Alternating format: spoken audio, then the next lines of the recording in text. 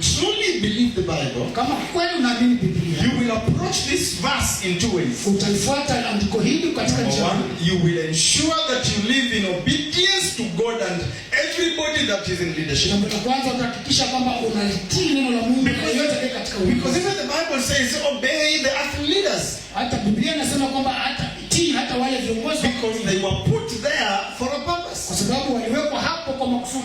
It's not for Christians to start ridiculing the president. Si haki ya Wakristo kumdharau rais. It is not right for Christians to ridicule the president. Si haki wa Kristo kumdharau rais. You may disagree with him all you want. Unaweza kukataa mambo yake I mean, yanayofanya. come 2027, definitely you have the right to vote him out.